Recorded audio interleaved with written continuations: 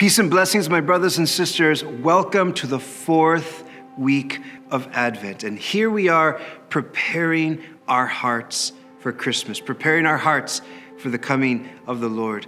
And this week, I invite you to walk with Mary. Let us strive to trust like Mary, to suffer like Mary, and to be gentle like Mary.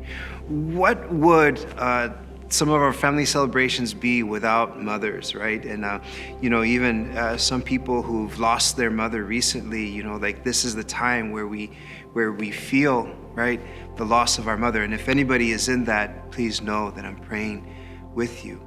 But it's like our mother is such a gift. And what would Christmas be without the mother of Jesus? What an incredible gift.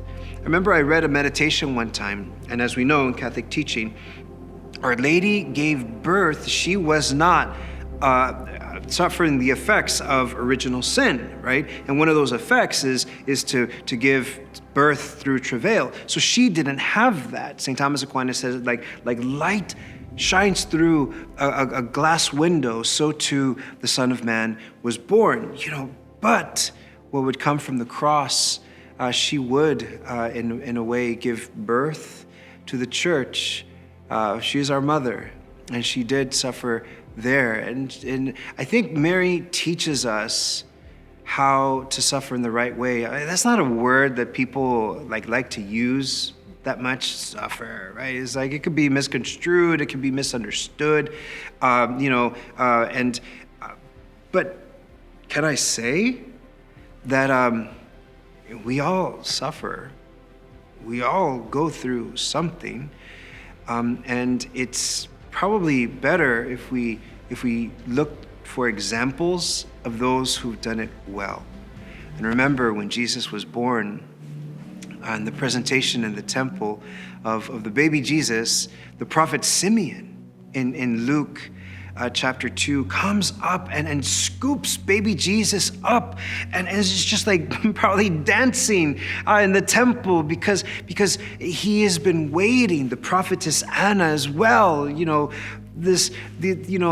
of our churches, there's these beautiful people who are always there after daily mass praying the rosary, probably keeping the world actually running with their prayers. And these were like them, Simeon and Anna, and then Simeon gave a prophecy to Our Lady.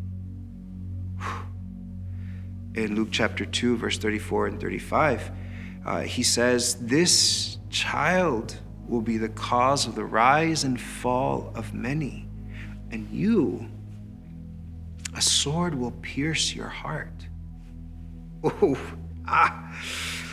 What a word, huh?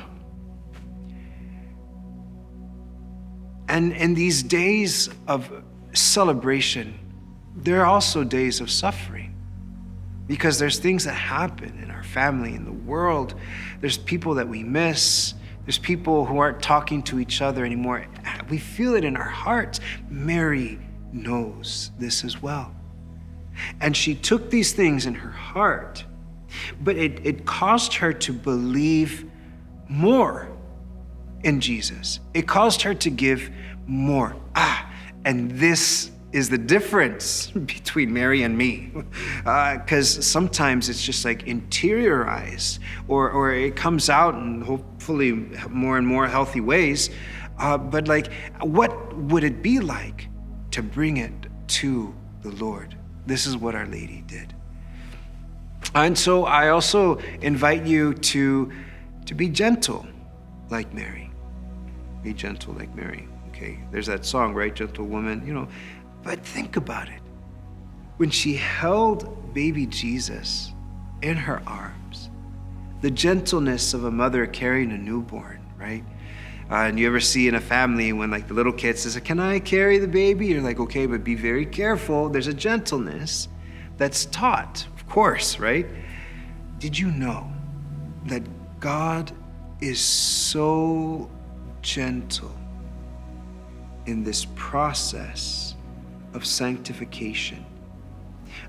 The power of grace necessary for the conversion of one person is beyond our imagination. But yet this power comes with incredible gentleness. Think of somebody like St. Augustine, my patron. St. Augustine was in his 30s when he had his conversion. And let me tell you, he had a holy mom and he just wouldn't listen. But God was working on his heart. So you can read this in his autobiography, The Confessions, how in retrospect, even from his childhood, God was beginning to plant the seeds, a gentle process of conversion. If God is gentle with our souls, my brothers and sisters, I invite you to be gentle with yourself. We'll see you next week, and let us prepare our hearts.